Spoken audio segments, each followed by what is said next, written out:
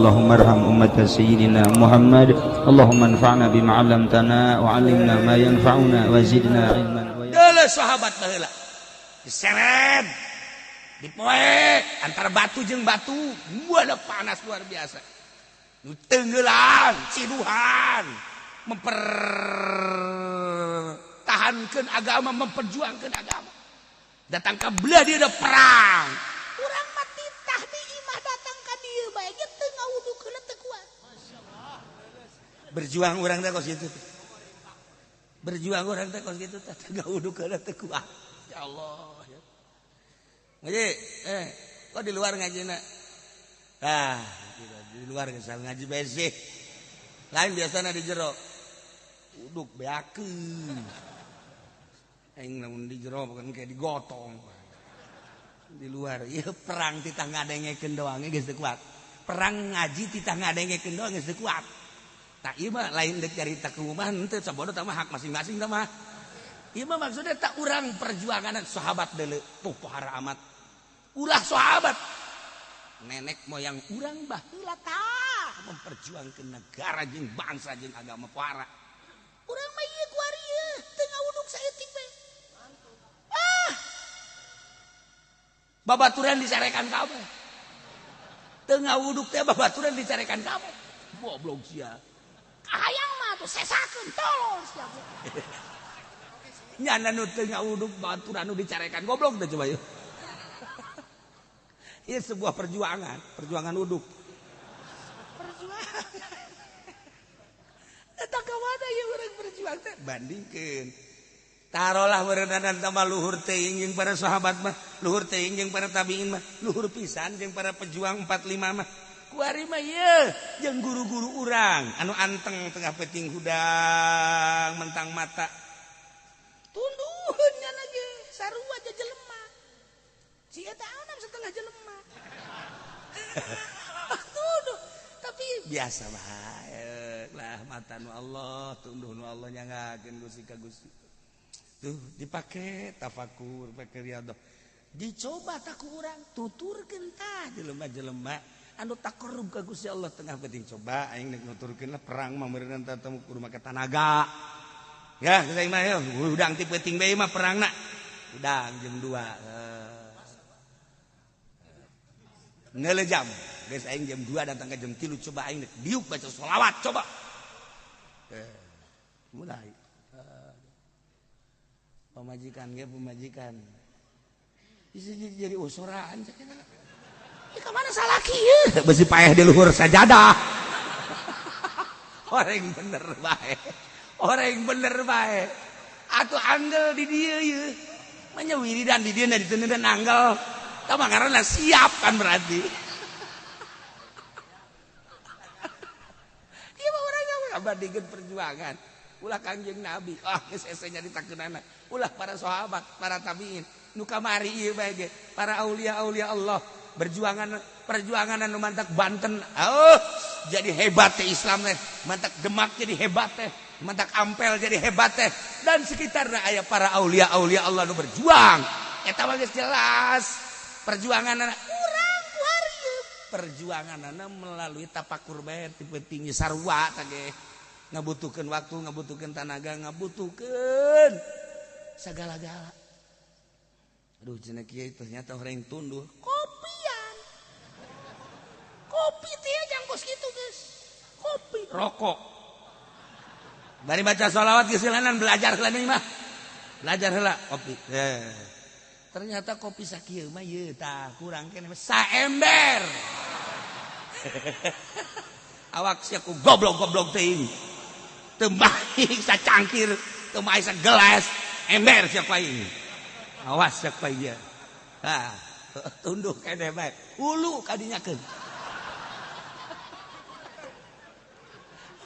Lain diinum lain. Bebaskeun hulu ka dieu.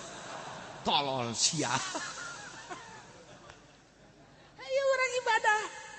Ini bentak kuari masih keneh bersinar ge Islam teh.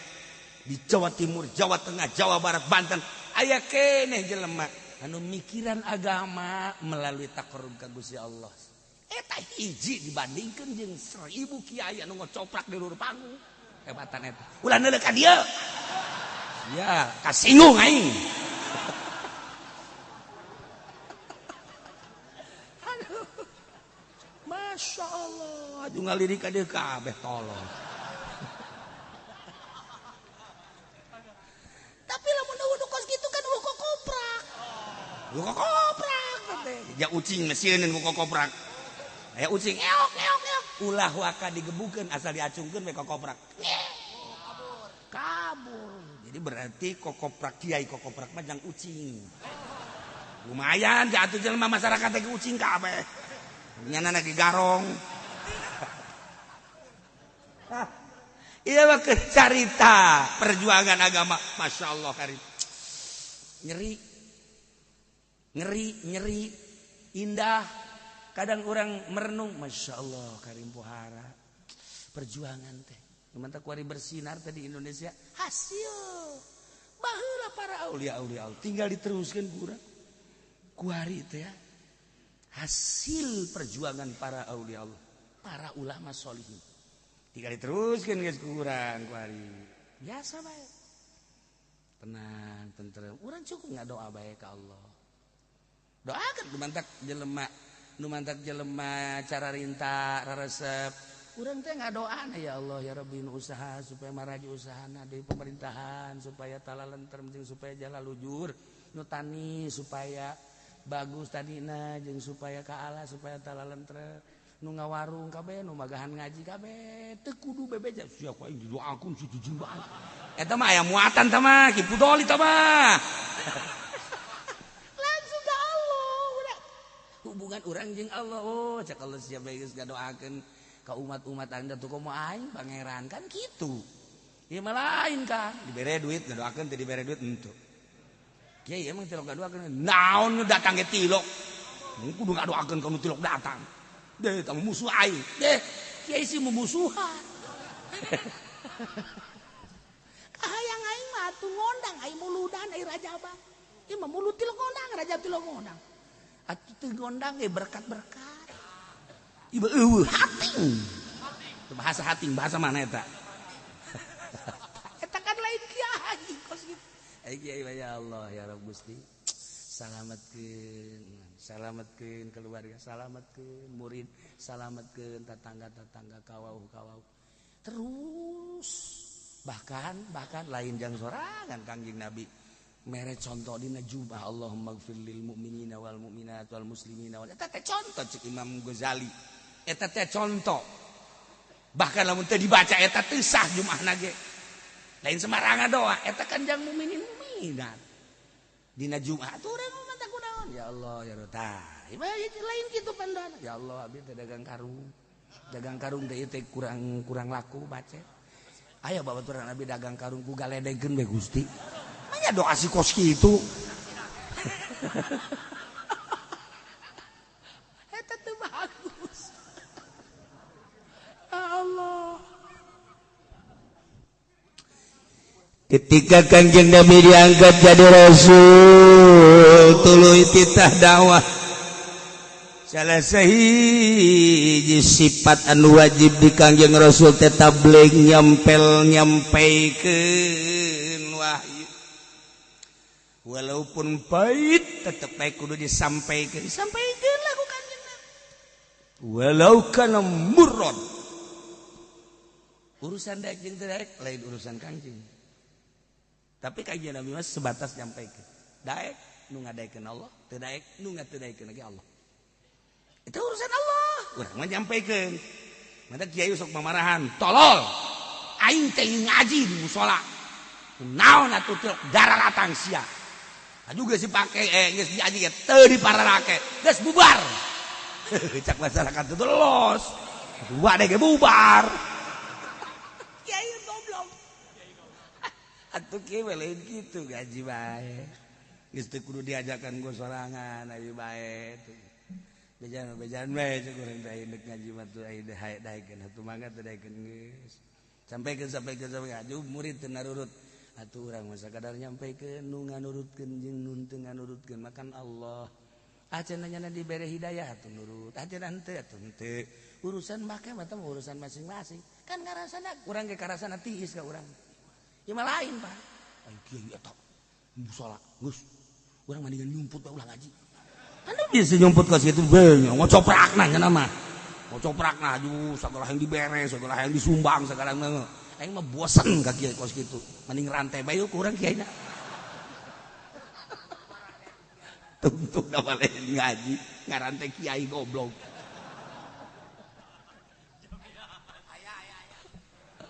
Ya. Kanjengnya ya Allah. Wa idza tutla alaihim di mana-mana dibacakeun ku Kangjeng Nabi ka para kupar-kupar Mekah. Ayatuna bayinat ayat-ayat kaulan wagung cik Allah yakni Al-Quranul Karim dengan jelas nyata bahwa Quran teh merupakan wahyu. Dina ayat tersebut teh jaritakeun tentang ketuhanan, ketauhidan. Dulur cek Kangjeng Nabi teh ieu teh pangeran teh Allah alladzi khalaqas samawati wal nu pageula geus dibaca. Pangeran teh anu kasipatan ku wujud kidamba komo khalaqah lil hawadis dan selanjutnya. Anu ngatur-gatur urang hirup jeung paeh teh pamere Gusti Allah. Susah jeung senang teh pamere Allah. Sugih jeung pakir teh pamere Allah. Urang madar mah teh ngan sakadar pa ikhtiar jeung kasab. Adapun anu nangtukeun makan Gusti Allah. Cek Kangjeng Nabi ulah sok mangeranan ka batu, ulah sok mangeranan ka kayu. Pangeran-pangeran batu, pangeran-pangeran kayu. Eta mah lain pangeran diciptakeun ku tangan-tangan manusia. Allah mah allazi khalaqas samawati wal ardh wa ja'ala zulumati wan nur. Qul huwallahu ahad, Allahus samad, lam yalid wa lam yulad wa lam yakul lahu kufuwan ahad. Dakwah teh Kangjeng Nabi kos kitu. Kadenge ku kupar-kupar Mekah teh. Kumaha bahasana? Ieu. Qala alladzina la yarjuna liqa'ana ati bi Qur'anin ghairi hadza. Cek para kupar-kupar Mekah teh Muhammad. Kupar Mekah teh hartina kupar anu teu ngarepkeun kana kapanggih jeung kaula nu agung cek Allah teu percaya berarti kupar ngaranna cek nu teu percayaeun ka Allah sebagai pangeran, teu percayaeun ka Kangjeng Nabi sebagai utusanana. Jadi atuh layak qafunal basa teu sieun kada dihudangkeun ti kubur mizan siratal mustaqim. Teu sieun sebab teu percaya. Kumaha ngomongna? I'ti bi Qur'anin ghairi hadza. Mad kada mad. Sia eta dakwah nyaritakeun pangeran-pangeran kahayang aing mah kieu. Dakwah mah dakwah bae tapi ulah sok nyawat-nyawat pangeran aing sih. Eta kan pangeran ti nenek moyang urang. Hayang anu beuda jasa itu. Hayang nu sedeng eta, hayang rada leutik eta bila perlu urang nyieun deui pangeran. Ulah sok dicawat-cawat si pangeran eta. Masyaallah. Nya lagi masyaallah tolol teh. Ih, atuh urang Arab. Pangeran urang teh titipan ti nenek moyang urang. Geus lain puluh tahun, ratus tahun. Aduh kuduna ku urang dimumule di sujudan. Maneh ieu anyar-anyar ku ari teh. Nyaritakeun pangeran mana teu kadeuleu ta pangeran teh. Aju siang ngabejakeun cenah Muhammad, pangeran teh anu ngadamel langit jeung bumi atuh beuneuran di baheula ge langit jeung bumi saya. Aduh pangeran-pangeran ngurus-ngurus teh urang teu pernah diurus ku pangeran. Cek Kangjeng Nabi teh justru ieu teh langit jeung bumi teh lain okos petet jadi sorangan. Emangna petet buah jalai. Tambahan ti aing teh mah petet mah. Henteu aya ti ditu mah teh petet. Cek Kangjeng Nabi teh ieu pangeran teh justru nu ngadamel langit jeung bumi teh tadina mah langit jeung bumi teh teu aya. di alam itu mah di alam arwah kebelah ditunda deh alam malakut kebelah ditunda deh alam lahut eta mah teu aya sebenarnya mah. Aduh Gusti Allah teh ngadamel langit ngadamel bumi itu ciptaan Allah. Terus Gusti Allah teh ngutus setiap saat ka nabi-nabina miti Kangjeng Nabi Adam, 2 Kangjeng Nabi Idris, 3 Kangjeng Nabi Nuh, 4 Abdon cepet. Isa terakhir.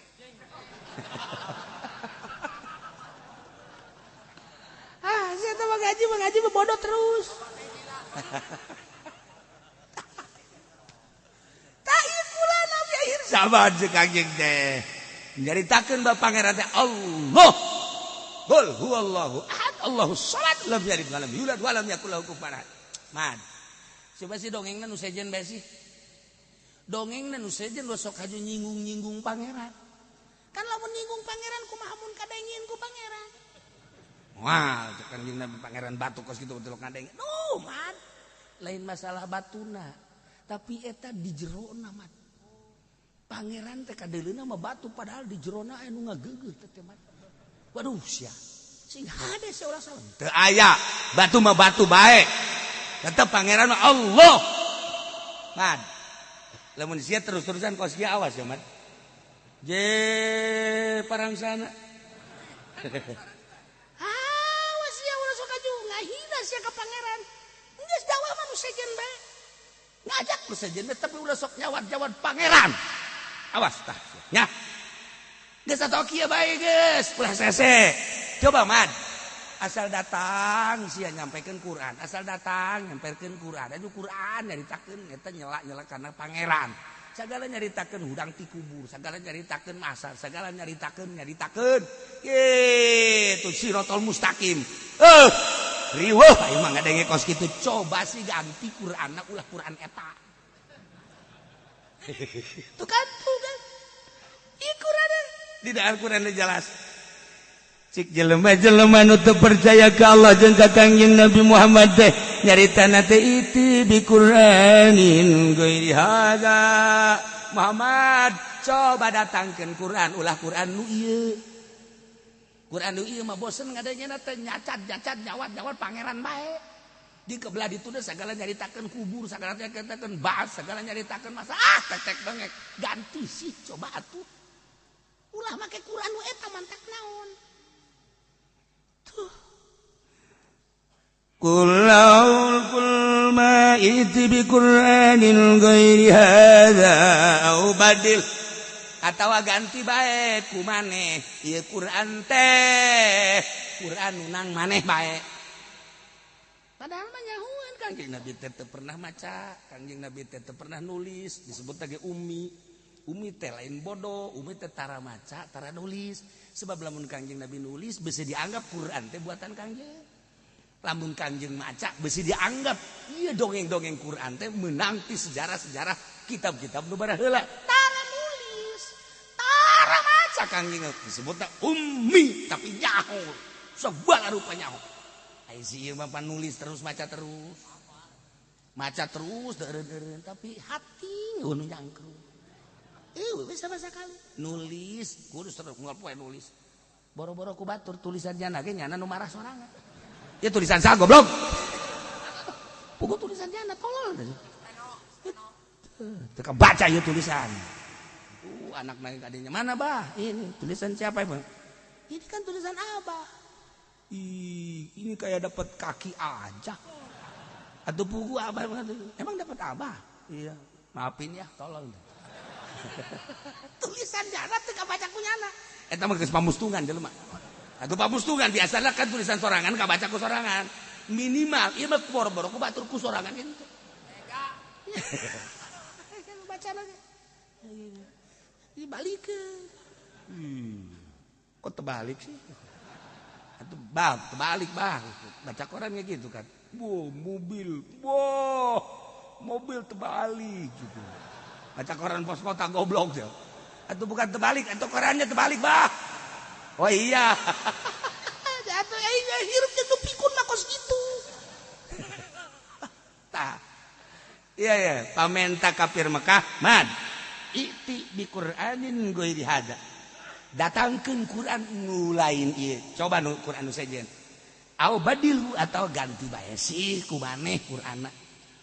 Da maneh mah pinter. Udah sok jadi antapkeun bae. Urang mah nyaritakeun seputar patung teh sok hayang seuri. Hayang seuri ja.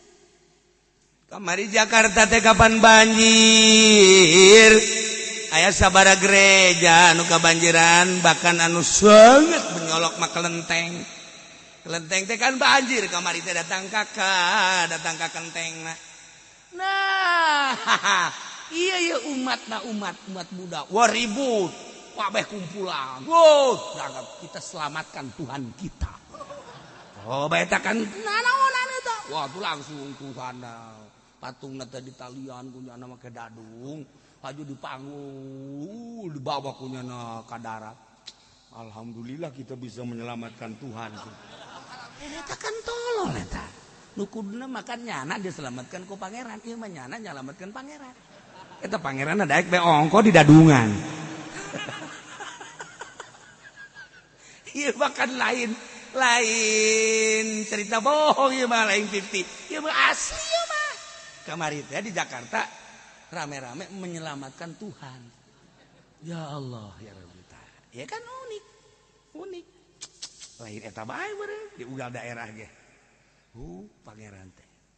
Kula maka inget ka Ameng bae baheula teh. Ameng nu boga peternakan ayam da di dinya. Baheula teh osok diajak ku kula ke Garut, nyana supirna. Nyana kan budak. Saya aja cenah nganter ke Garut gini. Iya dah enggak apa-apa. Berangkatnya nasekan supirna. Datang ka imana? Tunggu dulu ya. Mau apa dulu kok? Mau ibadah dulu. Kula neulekeun we sial cenah. Aing nungguan ibadahnya anak aja guys. Beda-beda pangeran orang sama mobil guys.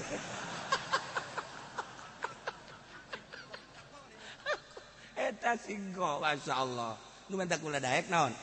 Pamajikanna muriang. Kalau istri saya meninggal, saya kawin lagi dengan orang yang kaya, saya masuk Islam. Tapi kalau saya kawin dengan orang miskin, saya enggak. Gitu amatnya cakata.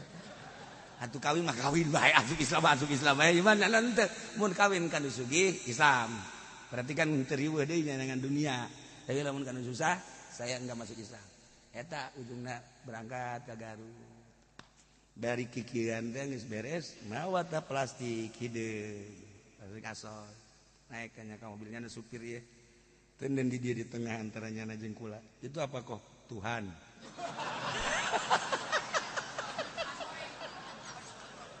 Aing seserian bae.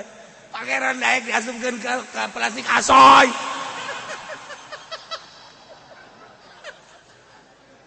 Ieu asli lain bobogan asli. Masya Allah Karim. Nah itu seperti eta. Ya Allah. Jadi kenapa dibawa-bawa? Biar enak aja kita di mana aja kan bisa ibadah. Ya tuh kau udah. Kalau gitu mau udah amanin itu Tuhan nih.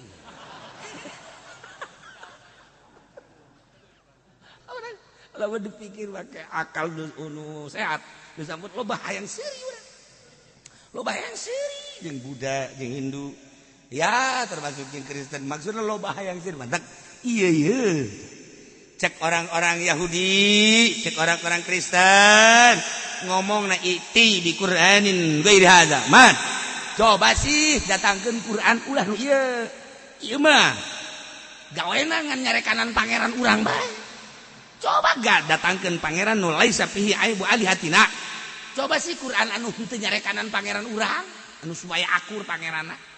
Coba dilu atau ganti sih Qur'anna mintil qoi nafsi. Menang anjeun Muhammad. Makang yeuk. Qul ma yakunu li an ubaddilahu min tilqa'i nafsi.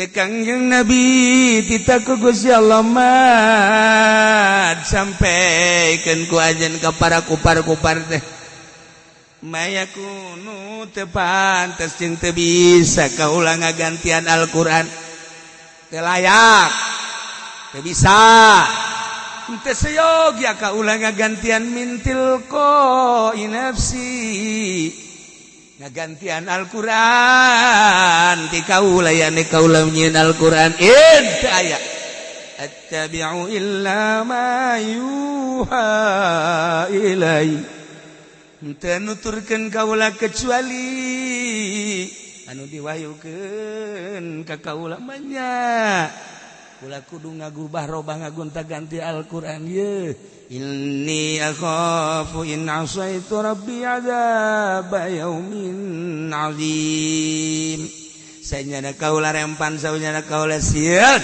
in asaitu lamun kaula nyulayan ka pangeran kaula dengan cara ngagantikeun Al-Qur'an cara Kristen diganti tahrif cara Yahudi diganti ditahrif geus eta Tauratna muharraf Injilna muharraf Kangjeng Nabi cek Kangjeng Nabi kaula masieun inni akhafu in asaitu rabbi rempan sieun lamun kaula nyulayan ka pangeran dengan cara ngagantikeun Al-Qur'an sieun naon azab yaumin alim sieun ka poe kiamat ye urang dul mantak darah yuk di dieu teh urang geus sieun poe kiamat sieun aya neraka kajeun teu ngaromong ge ieu teh urang teh embung ka neraka si eta badia daek ka neraka teh kamari kan geus ditanya daek ka neraka daek teh asal tiis bae urang mah tiis panas pokona embung we ka neraka teh nyana mah kajeun sabodo kebal-kebal mah tiis ya panas geus urang embung adapun haju ku Gusti Allah dikanarakakeun mangga bae engke dikanarakakeun asal ulah panas mendak cek Imam Jalaluddin Rumi jelema kafir jeung jelema mukmin maksiat sama-sama ka neraka tetapi mukmin mah di nerakana indah nikmat mukmin anu maksiat di neraka bandingkeun jeung kafir ngeunahan keneh mukmin anu maksiat sebab lawan teu ngarasakeun panas teh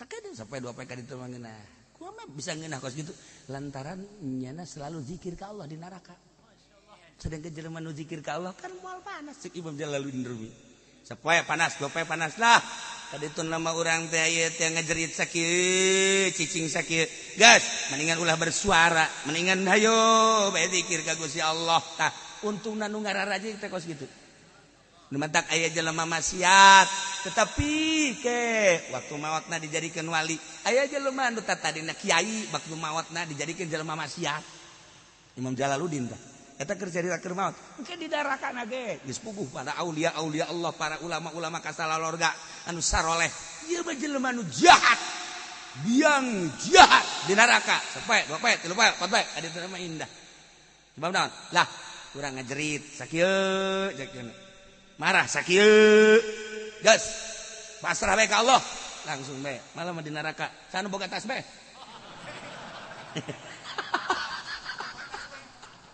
cak ahli-ahli neraka pun yang tasbih di neraka keur ieu tolol deh kuari henteu aing mah hayang tasbih bae tasbih di mana tuh seuneu sugan bae anu mah tasbih budak sok sia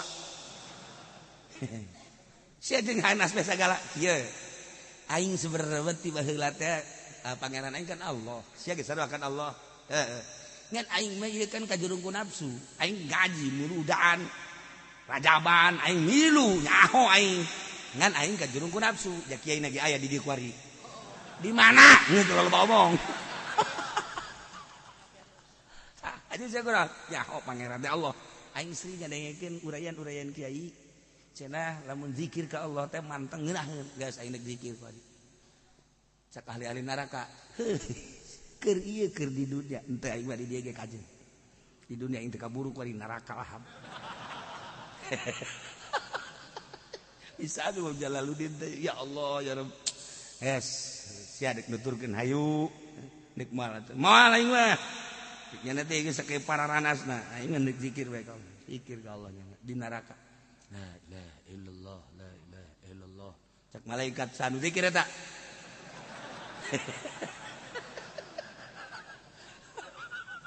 Sekali neraka. Tuh, situ zikir bae. Hoi, cek malaikat. Keur ieu zikir bae di dunia.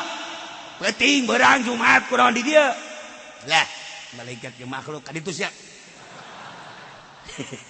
Cek malaikat serem banget budak. Yes ya. Sakitu di neraka zikir panas bae sia di akhirat mah. Ulah loba omong, indit. Aing main sama sia. Sia mah paling yang nempoan doang, jangan iskeun moal bisa sia. Cek malaikat sia bahasa mana sih? Eta bahasa terbagus sama sia mah. Hayang aing mah malaikat kan ulah sia-sianya. Itu jadi zikir la ilaha illallah, la ilaha illallah. Ngadak-ngadak ku husu-husuna tiis di neraka. Tiis ya. La ilaha illallah. Iya tiis. Berarti bener Kangjeng, berarti bener sahabat, berarti bener Al-Qur'an, berarti bener para aulia Allah, berarti bener para ulama-ulama. Ternyata di akhirat ge di surga di neraka ge tiis sakian lagi. Ya, ngabejaan nya dakwah.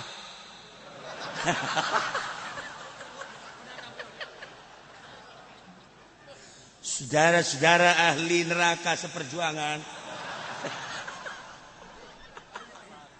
saat ini saya menemukan keindahan. Tolong kasih tahu yang lain, percaya atau tidak percaya terserah.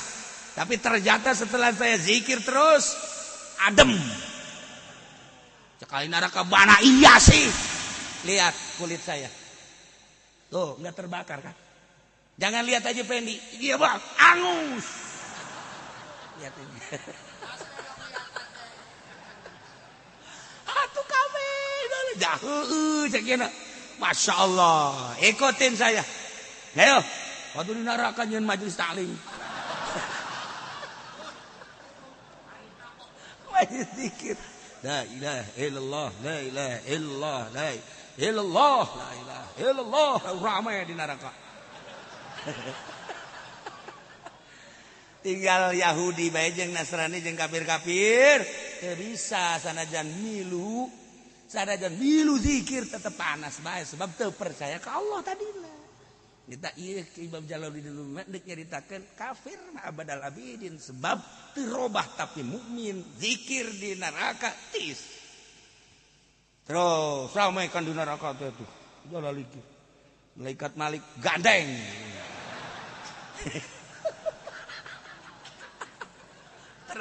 terus bae zikir illallah la ilaha illallah. Ya otomatis kan aya bukuna anu kudu 10 tahun, anu kudu 15 tahun, 20 tahun, 100 tahun. Otomatis keluarkeun ya kamu udah harus keluar ke surga. Moalah. Keluar ke di surga mu. Cak malaikat Malik surga ieu. Henteu cak yen. Kok bisa teu nah? Ya atuh ka surga kan maksudnya cuma tiis, atuh di geus tiis. Masya Allah, cak malaikat Malik jadi kos kieu. Ulah bomong sia. Cing ngerempel bae sia.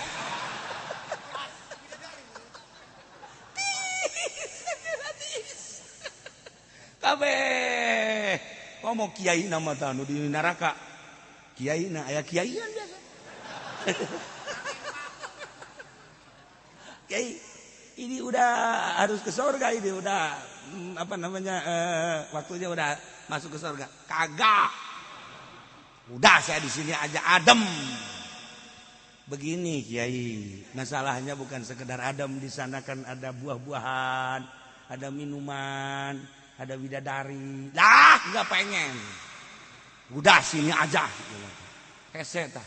Datang kaduk dikaluarkeun ge hese mun lain laporan ka Kangjeng mah. Itu laporan ka Kangjeng, ya Rasulullah Muhammad, kunaon umat di neraka ndeuk ditah ka surga embung. Kunaon?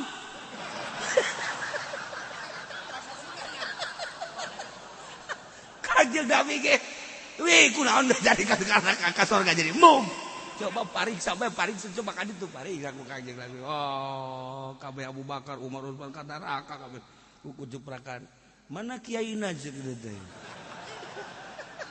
Saha ngaranna? Ayalah mali bejakeun.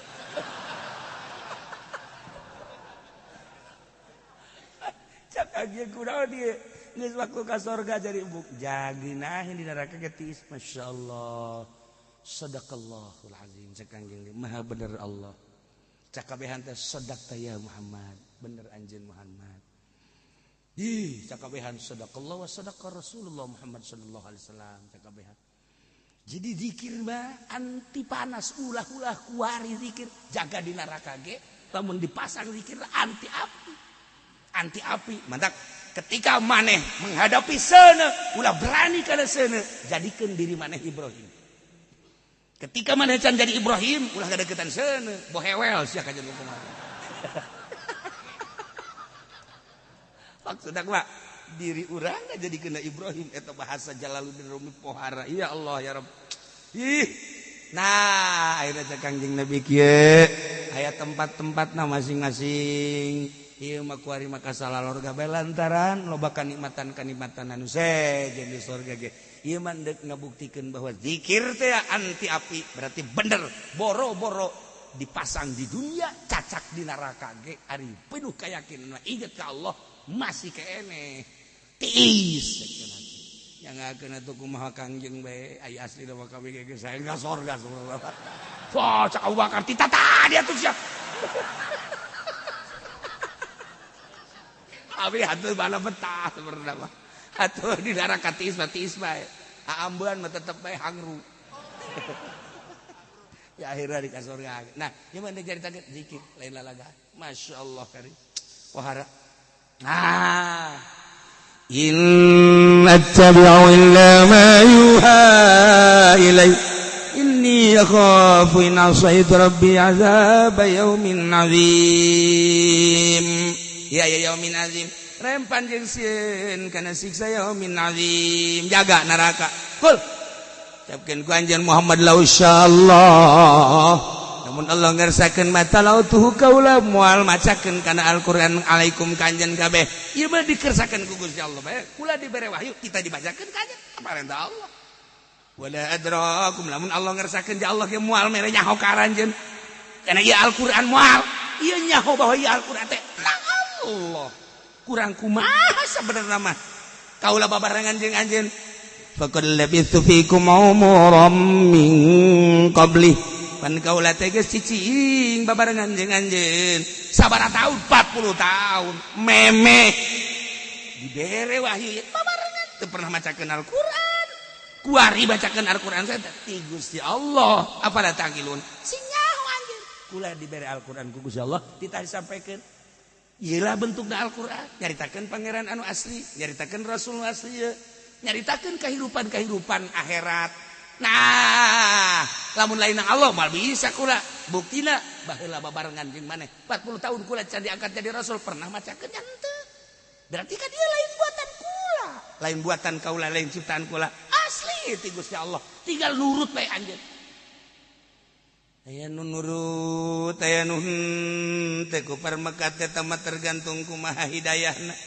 Kumaha nur ilahi pamere ti Gustina.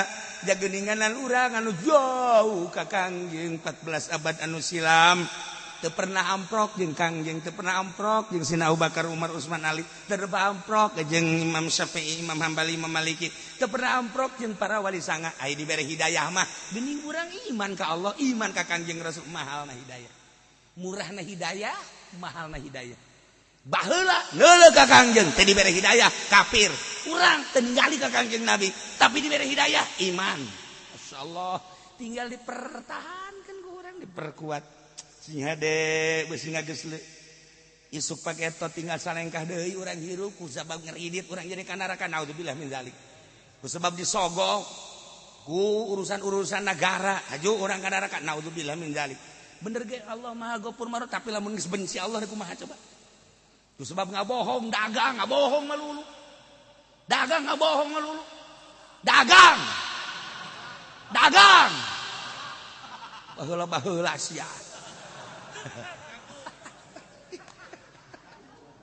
Ayo coba. Di tengah-tengah negara anu keur carut-marut ayeuna teh maksudna mabok ambalaya. Urang ngadenge ti Cina dikirim ka dieu ektasi sabaraha kapal. Encan ciptaan buatan Indonesia, encan mabok hampir kamari teh miras teh miras teh.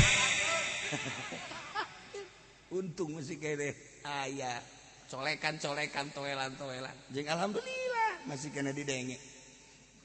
Kuari nu babok ambalaya, zina ambalaya. Judi kuari mah baheula mah judi teh kudu ka Jakarta, judi teh kudu ka Singapura. Kuari mah di jero kamar bisa judi. Di WC bisa judi. Masya Allah karim. Perjudian teh luar biasa. Nah, ini tinggal masing-masing orang. Mentek cek Gus Dur teh mah sebetulnya belum siap kita menghadapi era globalisasi. Cek Amin Raib siap tidak siap ya kita harus paksakan. Gus Dur benar.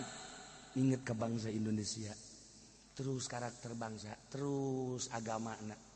Kuari kuat tapi anak jeung incung ke. Aya pikiran dede jeung nyah Kang. Terus Gus Dur mah bagaimana ke depannya ini anak kita? Bagaimana? Nah, iya kita tarik Gus Dur padahal pemal bisa ditahan kan bahasa Gus Dur teh kos kitu tah.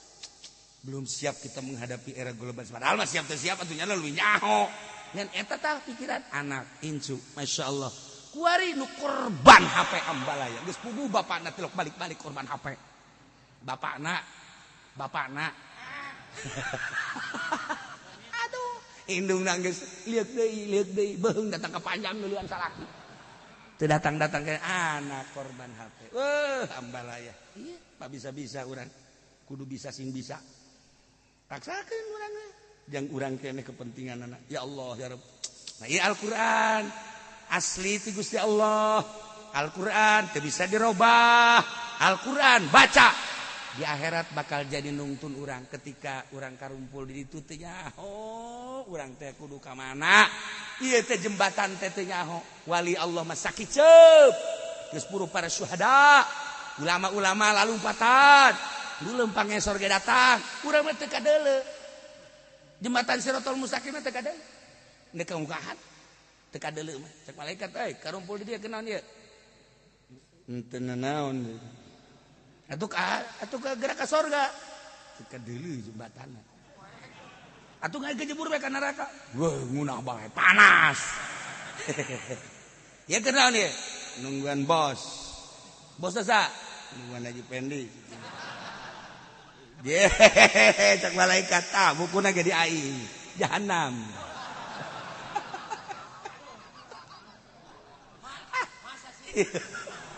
Iya nungguan bos, atuh sia ka baka jahanam. Kata sugan we atuh kami ye duh ye jaai ka surga hayang ngan teu nyaho jalan, teu kadeuleu. Ka neraka tumbung ya panas.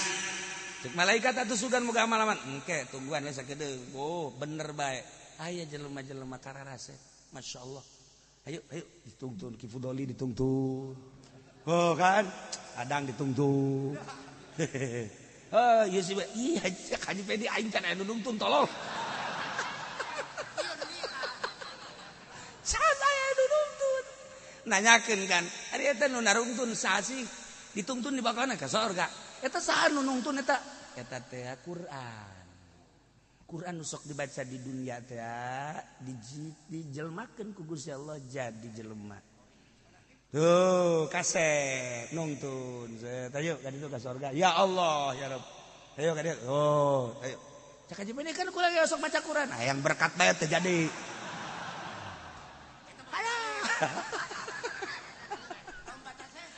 Kau mau baca saya mah penghinaan ka wali tah mah. Kuduna ikhlas ngahirakeun ka wali tah mah kitu.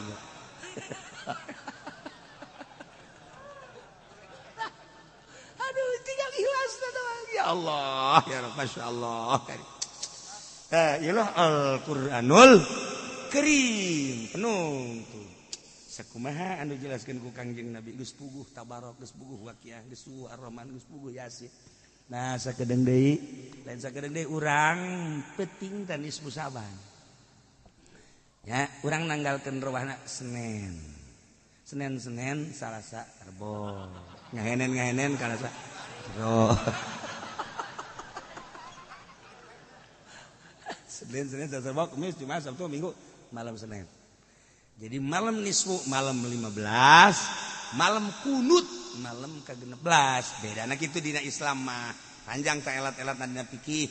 Cuma keur carita kurang penting babarengan di imah masing-masing atau di musola atau di majelis salim atau di masjid berjamaah ba'da maghrib ulah ngomong nanaon heulanan kecuali ngomong-ngomong yang kepentingan maca yasin ya maca yasin 3 kali sakumadun di Banyu Sarip ya maca yasin kahiji kadua katilu doana eta geus dirangkum penting teh sing hade ulah dilewatkeun sebab naon sebab amal urang setahun ieu tutup bukuna malam nisfu Sa'ban tutup buku tek laporkeun ka Gusti Allah ganti ku buku nu anyar ya Allah ini lamun awalna yasin baheula tahun kamari kuari diakhiri ku yasin sugan bae begitu loba kamaksiatan kan kamaksiatan urang sejarah satahun barang dibuka ku malaikat ieu mah yasin kabeh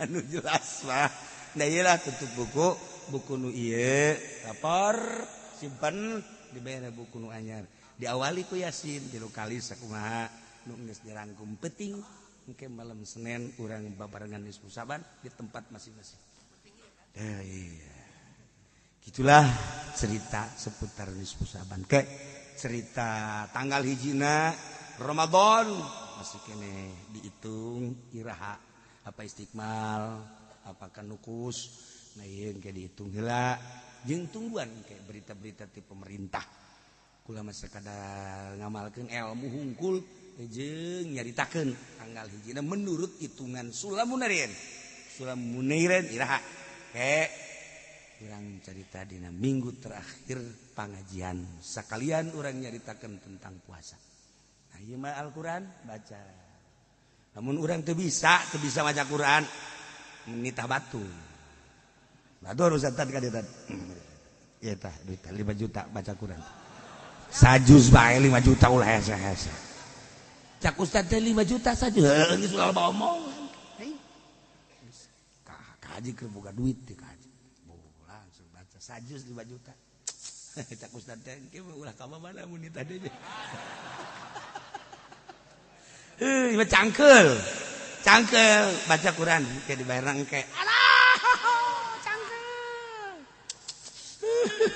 ulah kitu beres urang aya bae lanan nya duit nu aya bae lah pake ke baca deui cak Ustaz teh sial jasa aduh ya Allah ya Rabbi aya ada sok kuli ngazarahkeun teh kuncen santri ka dieu Ustaz ka dieu ikutin tolong saya antar ziarah ke anak saya udah duluan mati termasuk saudara saya ya berapa mau bayarnya galib 10.000 lah bayar apa datang ke makom hadiah terus baca Quran inna jahannama kanat mirsada lit-taghina ma'aba cakina kok baca surat ayat jahannam kan baca bayarannya 10.000 kalau bacaannya sorga harus 100.000 ya tuh nih nah a'udzubillahi minasyaitonir rajim tolol tak kiai aja goblok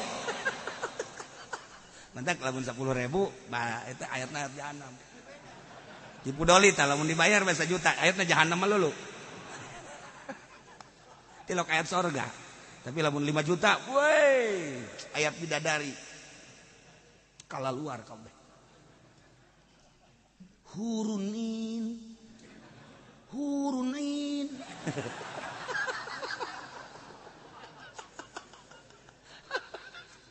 Masya Allah innal jannata hiyal ma'wa hurunin budak maca Quran teh nyanyi sih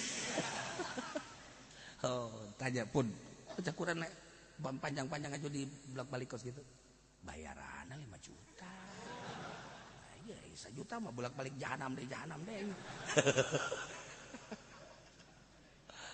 aduh itu bisa itu anekdot Gus Dur sebenarnya anekdot Gus Dur kene aya ustad di Jawa mah masuk ngazarahkeun eta tah aya ibu-ibu tolong jarahin anak saya meninggal duluan dia eta bahasana jahanam deh nolek kok ayatnya jahanam lagi bayarannya kan 10.000 Lu kalau pengen ayat surga 100 dibere harita kene. Wah atuh ngajek direk bae ayat surga. Nah, orangnya lain dijawab bae dirimpak kos kitu.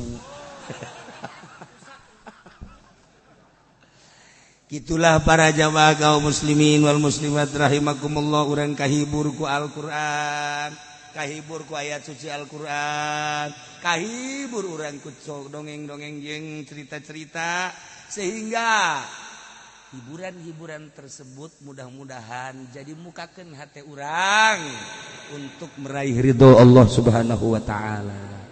Amin ya Allah ya rabbal alamin. Allahumma ihdinas siratal mustaqim.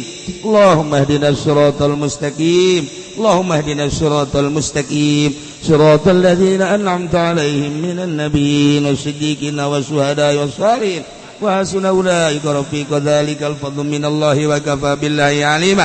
Shalli wa sallim ala jami'il anbiya'i wal mursalin walhamdulillahi rabbil alamin.